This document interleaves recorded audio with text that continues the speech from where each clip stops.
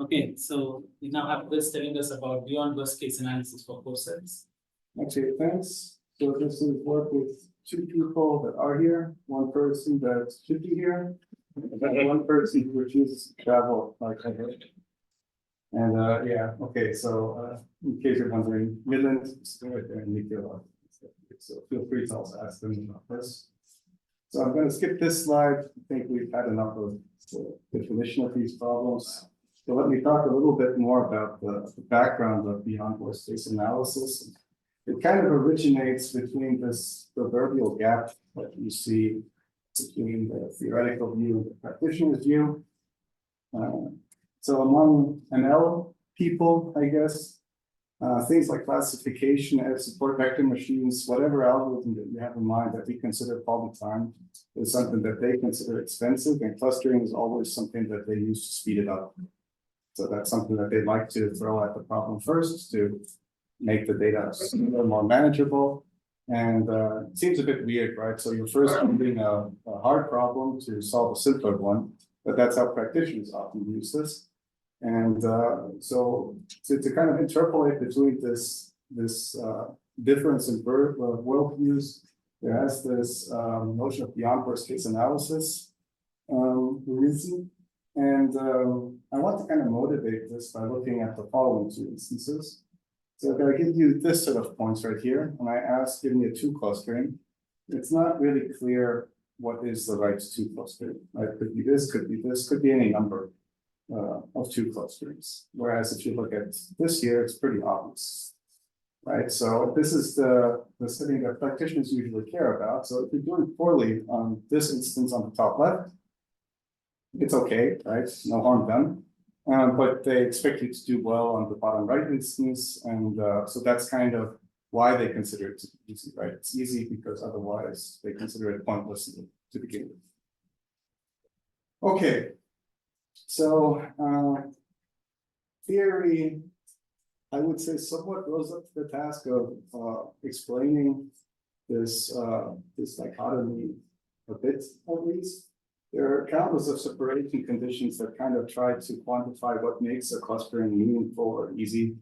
Yuval here was, I think, one of the first to form this. That's this cost separation thing that I will talk a lot about.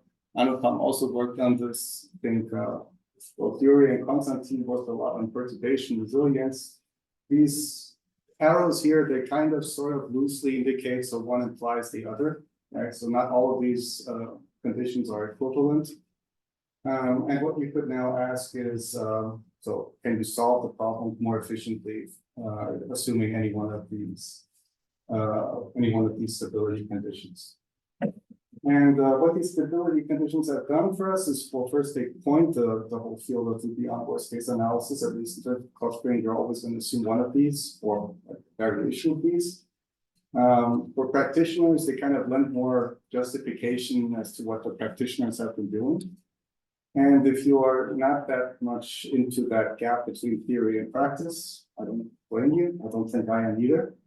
You could also just view this as like an algorithmic approach to, so what makes the clustering problem hard, right? So in the sense that, okay, if I assume this, can I actually find the optimal clustering or one epsilon approximation, something that we know in general we can't.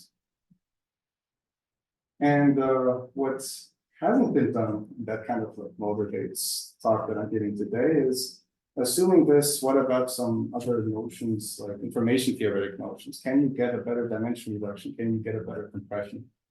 And this is something that people haven't looked into yet, and that's kind of where our work starts. So can you not just solve it maybe faster, but can you also do other things better, assuming stability? So the thing that I'm going to look at today are corsets. So let me just define them. We're given a point set A, indicated by these 3 points, and you want a weighted subset omega. I guess I normally consider these points to be subset of the input. For this problem, it actually becomes very interesting what you can do if you don't want them to be subsets of the inputs. But for now, just let's imagine they're a subset of the input. They have to be weighted, and yeah, so these numbers here, they indicate the weights associated to the respective point. They don't generally have to be integers, but That's okay. Let's just assume they're integers for now. And what we want is that the cost of any candidate solution on the original point set, which would be indicated right here, and the cost of the Coreset is roughly up to equal up to 1 plus minus epsilon factor. And this has to hold for any candidate solutions, also for potentially stupid ones. Okay, so this here is the state of the art for Euclidean K-means Coresets. I'm not going to go through all of them. I'm just going to remark on these bottom three, which also happen to be, but that's not the reason why I'm talking about them. It is kind of that we hit a barrier here. So after k times epsilon to the -4 and k to the 1.5 times epsilon to the -2, there haven't been any improvements. And to my, well, I don't know, surprise, consternation, whatever you could call it, it's actually because this is optimal. This is something for the better part of a year, I completely refused to believe that k over epsilon squared wouldn't be the right answer, which prevented me from ever actually considering that like this weird looking bound could be, but it turns out that this is optimal. So I guess like, there's a takeaway message for everyone here that you shouldn't have too much faith when doing computer science. Sometimes you should also just try to look for another option every once in a while. Okay, so The lesson is that you should have faith in Vincent. or that, yeah. Actually, Vincent said as much to me that, you know, if you've been trying for that long, next time actually try to prove a lower bound. So it's yeah, true. Okay, so but I do want to salvage the whole k times epsilon to the -2 thing, right? So for me, it just means that I'm not looking at the right problem, right? Because clearly, despite of me working on Coresets for the better part of the last few years, if this is the right answer, it's a rubbish problem, right? I don't want to know anything more about working. So let's look at beyond worst case Coresets, which gives us a far more aesthetically pleasing answer to the entire thing. And to just revisit the instance from before, so the right-hand side, in terms of Coresets, could maybe summarize the right-hand side with way fewer points than you could on the left-hand side, right? So on the right-hand side, it's pretty clear. On the left-hand side, it's a little bit more ambiguous as to which points you should select. And this brings me to the result that I want to present here. So we actually get Coresets of size k times epsilon to the -2, assuming cost separation, which I'm going to explain in a moment what that exactly is. Right, so like in a way, that to me is it's kind of make me fell in love with Coresets yet again after they betrayed me so badly. Okay, so just as a side note, you could ask the Coreset question for any one of these separation conditions. So for this stuff down here, you cannot actually get an improvement. Right? So here, assuming those, that doesn't help you at all. And the cost separation is, I guess, the cleanest type of question, or like the cleanest type of condition that you could ask for. So that's the one I'm going to be focusing on. Sorry, you said for the other boxes which are not, so unrelated to So one. for this one, you cannot do anything, like these two. Oh, okay. For yours, actually, I'm not sure. Maybe one could. Honestly, for yours, I haven't thought too much about. So I thought about cost free and the other two. I don't know whether approximation stability would be enough. I suspect actually it would be, because I think I only need this, and yours kind of implies this at least in some sense. But okay, so let's take a look at what cost separation stability means. So okay, median. I need to but you do the same thing what it means. So you look at this fraction between an optimal cost of the k-1 clustering and the optimal cost of the k clustering, and you want that to be larger than 1 plus beta for beta being your stability parameter. So let beta, if beta is something like 1 over k, you can think it's basically worst case. You're making no assumption on it, and if beta is a constant, then you have something nice and stable.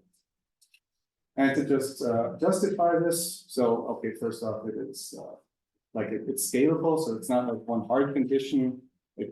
You can actually parameterize beta a bit and make algorithms dependent on beta. It is robust, meaning if I take a stable instance and add like a bit of noise to everything, it's still stable. This is not necessarily the case for other stability conditions. And in terms of what, if you want to say how do practitioners approach this entire thing, you could argue that this is actually what practitioners are doing as well. Right? So if you've ever heard of the elbow method, you plot the cost of all clusters, right? And in that elbow, that's where you choose K, at least as far as practitioners are concerned. Okay, so the algorithm I'm going to analyze today is just uniform sampling. Uniform sampling in general will not work, right? So simple instance is this, right? If you have this is super stable, at least if I make that distance between those two costs sufficiently far apart, it's super stable with respect to the two means objective. And uniform sampling clearly will never pick anything on the right-hand side. So yeah, I am going to have to make a few assumptions, but I'm going to do that in order to get the general idea across. If you want to get the general analysis, you're going to do something known as sensitivity sampling. What is sensitivity sampling? Well, you define sensitivities as the maximum impact that a point can have to the cost of any given clustering. And so somehow it's a notion of outlierness or importance of a point, right? So if I just take the instance from before, these 2 points here, they would have sensitivity roughly 1/2. These points here, they have sensitivity roughly 1/n. What is A here? A is the entire point set.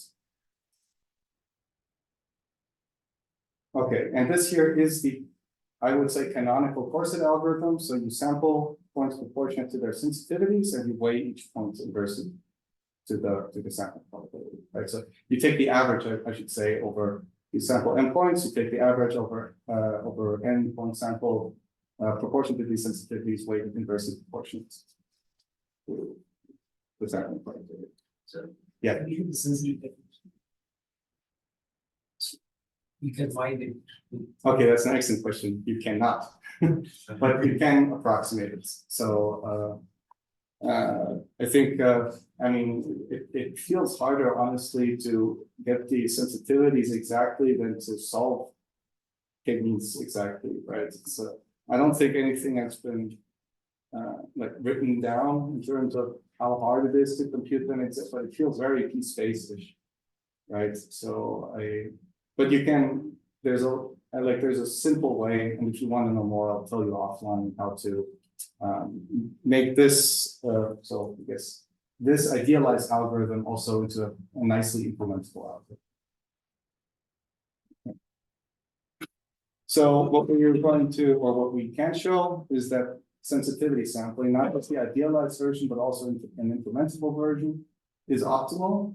This was not known before, and this is also nice because this is the algorithm that people, as far as I can tell, are using, and that I would also endorse using. So the other optimal results, I mean, I was a co-author, so if I say you shouldn't use those algorithms, you probably believe me.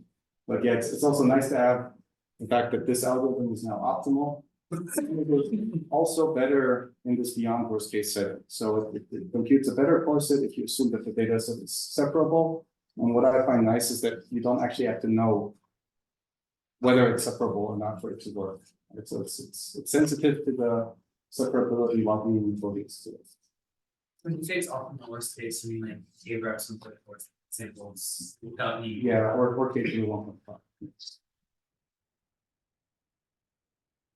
So Yeah. though you would need a different number of that, I mean, you would have to know which case you were in. Okay, so good. Let's talk about that for a moment. So either I can, of course, just first compute some clustering to determine that.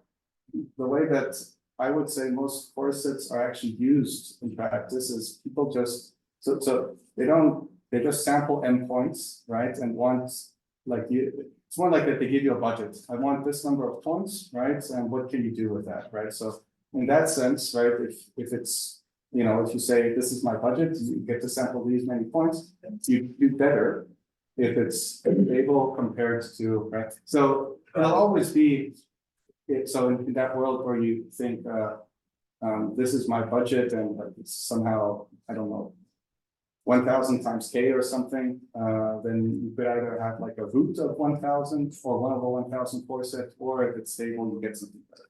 So I should think of the size of the coreset and being fixed and the epsilon and. Yes, I think that's probably one of the more. Yes, so okay, if you, otherwise it's actually, I'm overselling that. Okay, good. So, but we're not looking at this today. I'm only going to look at the uniform sampling, which means I have some, cleaning up to do as to what the instance will look like and how you should think of, the types of stable instances where uniform sampling is an appropriate, representative of what sensitivity sampling would do. Okay.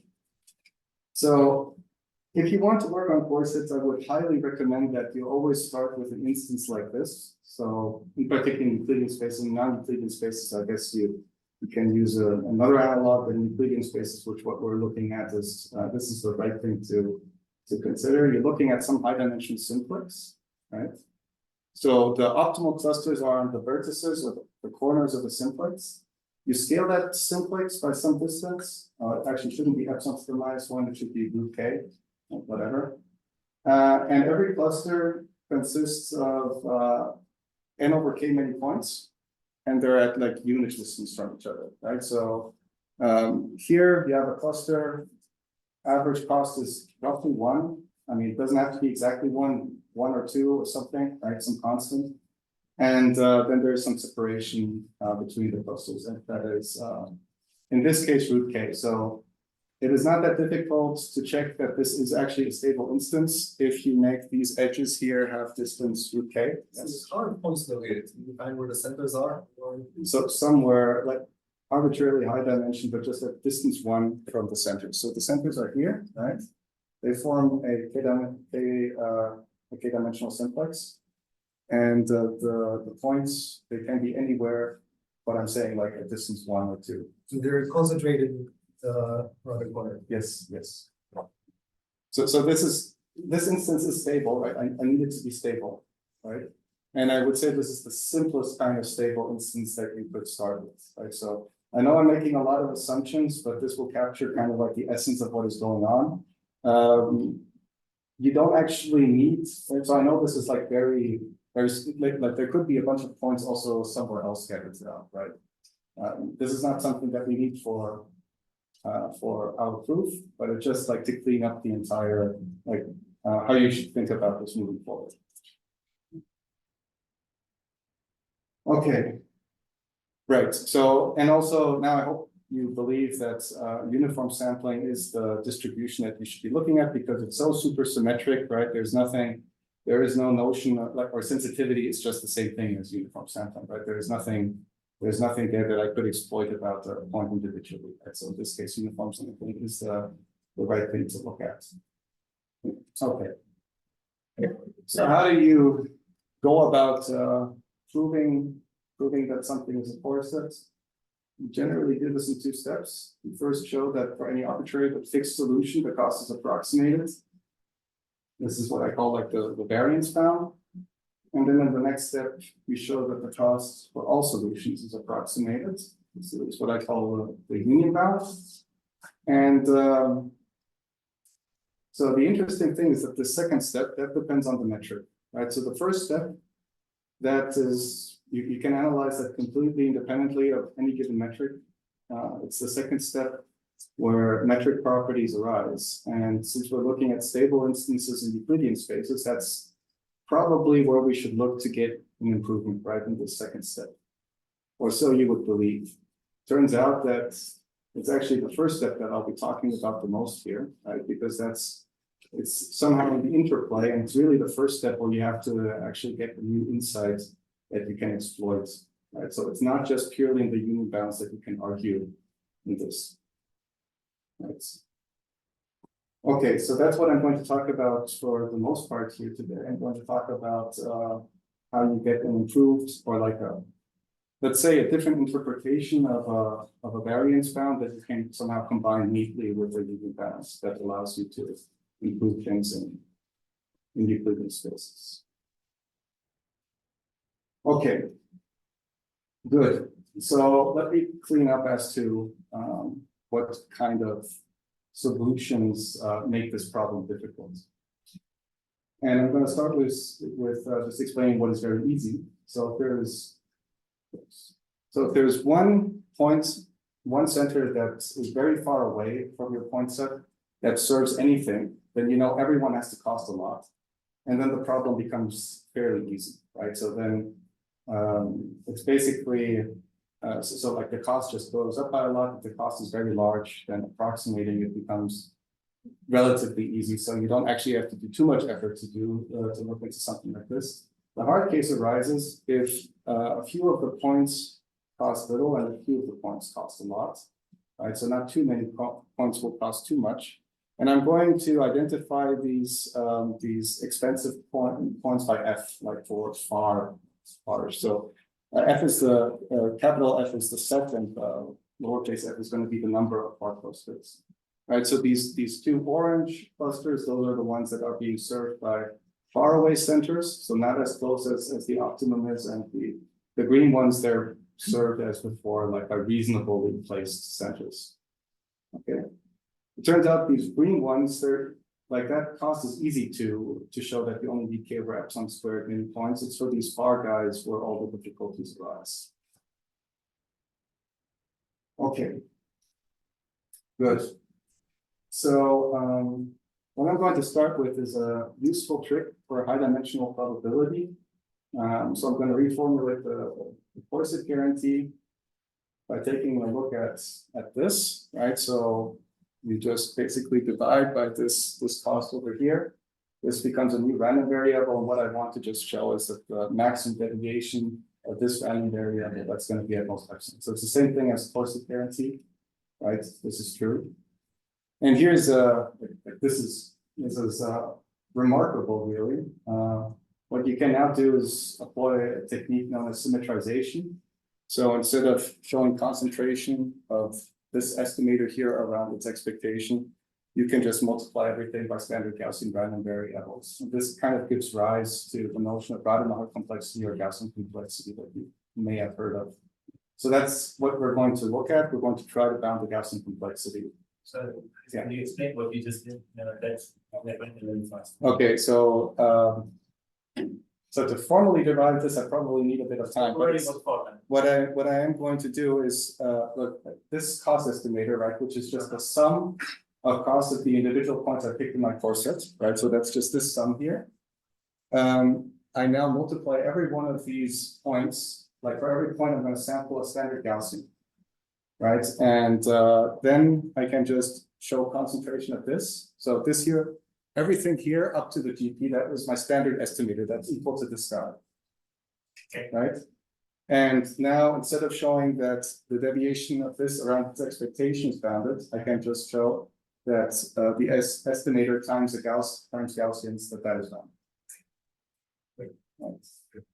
So this is actually necessary. If you don't do this, you'll not have a chance of proving small closets.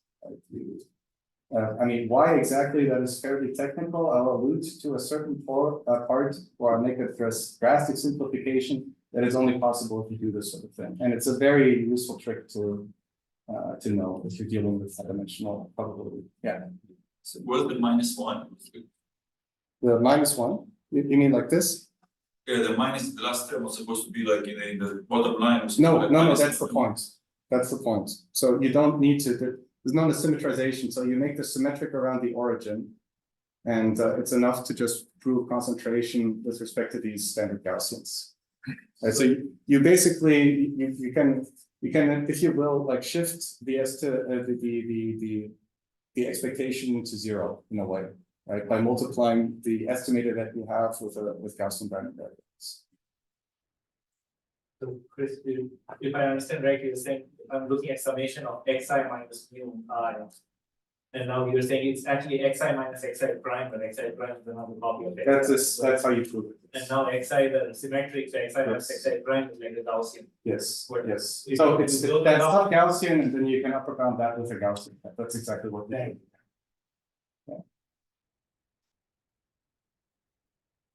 Okay. So the reason why I want to look at this, because I want to motivate that it's enough. So if you have a Gaussian process, right, you only need to know the variance. This wouldn't be true if I looked at this, then like variance by itself is not enough. But now, like with this bias means that I can only look at variance. I think that's gonna be yeah. So it's a easier quantity to keep track of. Okay. So this is the only technical slide that I included. I felt I had to include it. This will show what is actually happening on the road. Go through this very slowly. So let's bound the variance of this estimator, and I want you to actually think of this thing here as being fixed, right? So I'm only bounding the variance with respect to the Gaussians, right? Not with respect to the sample that I've taken. So what I can do, since everything is independent, I can take the sum outside and you sample like roughly the same amount from every cluster. So what you're getting is like an f over k fraction of the far points, right? That's what I did right here. And here I can basically say, so how much, like how large is the cost now? So I said like the simplex was scaled by a root k factor. So the cost, since it's k means it's this squared, so it's k, right? And so I can pull the k out, right? K becomes k squared here. And then the probability of picking a point, since it's uniform sampling, is 1 over n, right? So then you get everything here by these n factors, and the cost of AS, you can now say it's either n, because that's the cost of the optimal solution, or it is the cost of the far points. So there were n over k points in every far cluster, there are f many far clusters, and they now pay a factor k, right?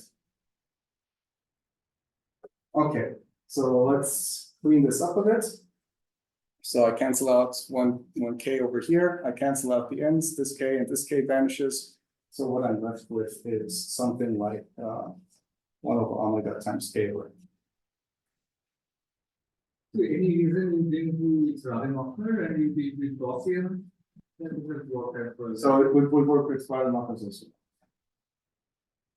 I think, I mean, I don't really, so I personally prefer working with Gaussians, but I'm pretty sure you could do the entire, I think this is more of a question of convenience rather than anything that it's really a fundamental difference between them. So I guess in Gaussians you can, like in Rademacher, use or like whatever, like you use that inequality, and for Gaussians you use the Gaussian tail down, but other than that, it's okay. So summary is this is like this variance tells you that you need to now sample epsilon to the minus 2 times the variance many points to approximate the cost of a single solution. So if you now want to extend this, you now need to do this union bound, right? And for the So basically you're saying if f is large, then this is the better bound.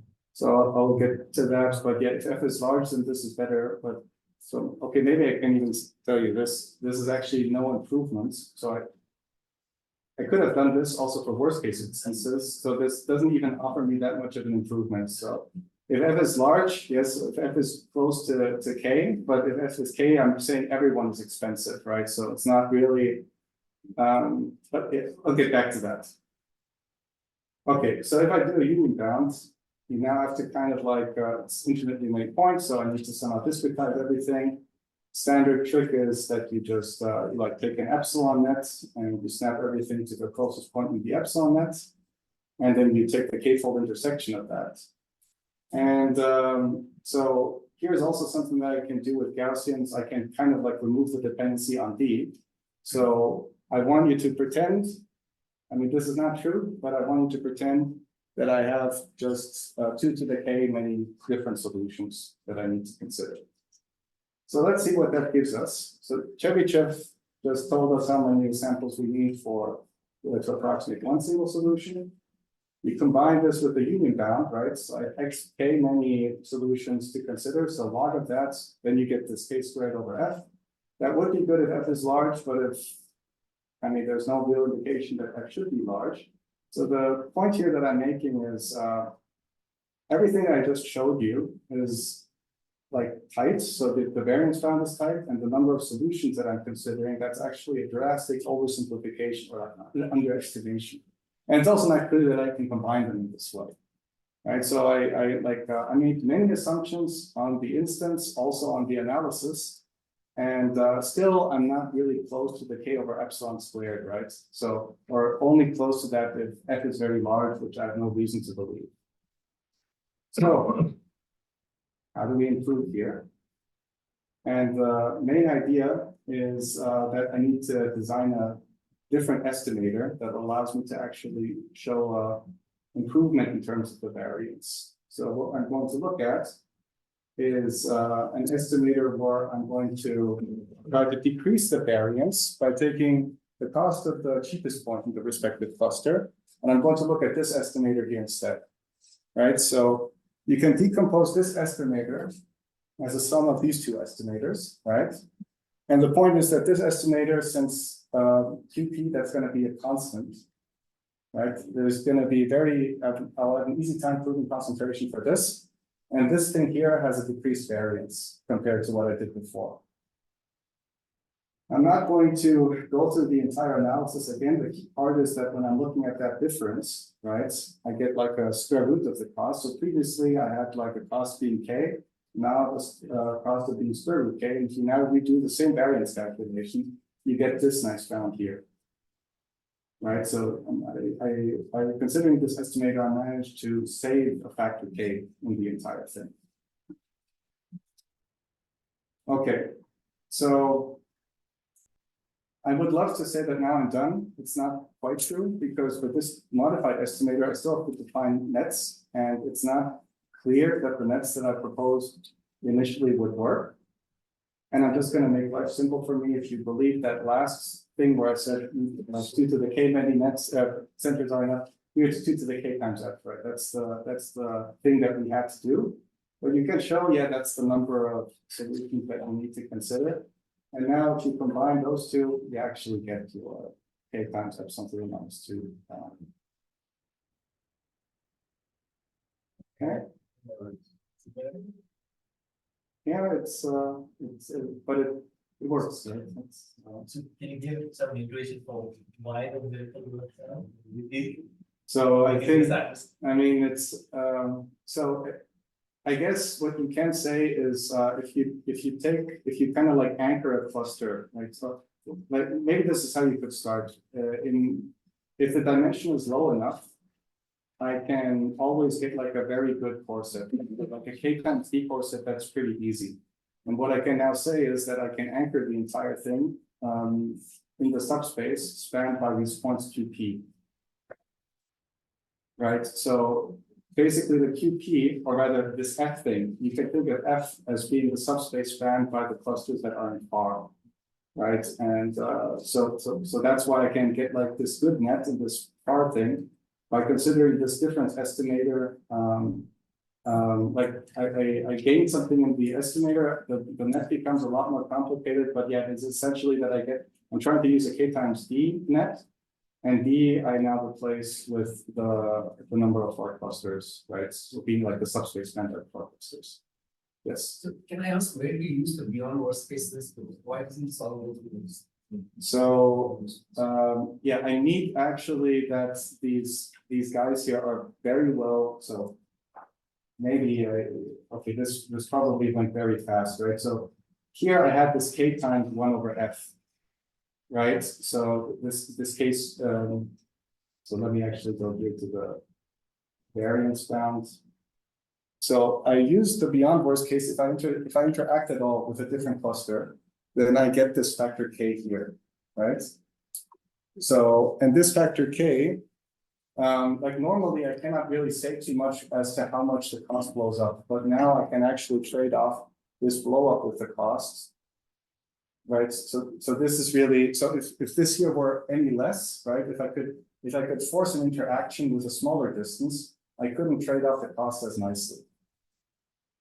Right, so then like the blow up in cost, I could never really do a proper accounting for it. So this is where I need to use the fact that they're very well separated. So is it the case that somehow like intuitively you assume that the input is like a mixture of brushes? No, I'm not assuming it's, what I'm assuming is just is that if you try to get two clusters to interact, they have to, like one of them has to become extremely expensive. And the fact that it is extremely expensive compared to the ground truth clustering allows me to somehow control the variance a bit more. Right, so like larger quantities in a way are easier to estimate. That's not always true, but it is true like in a very limited sense. So if I place a center at infinity, you kind of notice that there is no confusion between the distances of 2 points that are like a distance 1 and 10 becomes meaningless if the center serving is very far away. Right, and this is kind of what beyond worst case analysis allows you to exploit. That as soon as two things are interacting, distances between the points inside a cluster become less important. Because you treated this law about when you go on as a maximum likelihood estimate, right? So with this like Gaussian process. No, it's not really. No. Like there's no notion of a maximum likelihood or no. But like this Gaussian estimate, it's more like just to.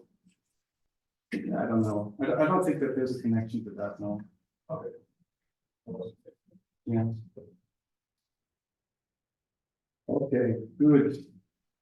So let me wrap things up by just leaving you with a few open problems. So yeah.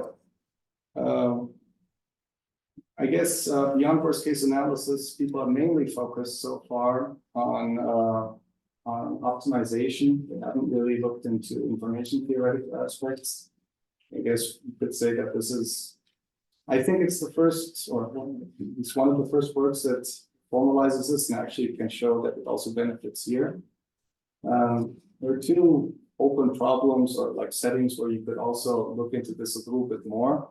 One is dimension reduction, right? So can you actually, I mean, here you need a little bit of a, because the guarantee that Yuri and Konstantin proposed, you cannot actually use anything there. You still get the same bound. So you need to get like a different guarantee, but can you formalize what would it mean to get a better dimension reduction in this beyond worst case setting? And the other thing is, so this is very closely related to Coresets, but done like in a slightly different flavor. So generalization bounds, can you get better generalization bounds assuming any one of these stability conditions? Okay, that's it. Thanks.